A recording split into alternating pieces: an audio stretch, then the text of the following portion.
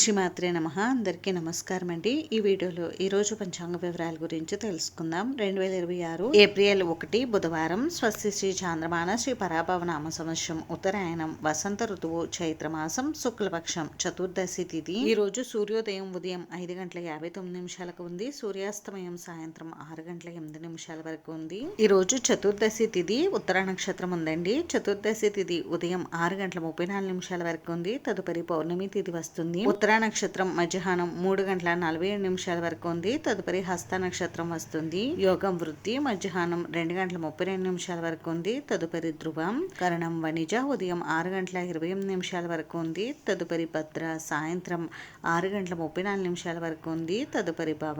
బ్రహ్మ ముహూర్తం తెల్లవారుజామున 4:37 నుండి 5:25 వరకు ఉంది. ఈ రోజు అభిజిత్ ముహూర్తం అయితే లేదండి.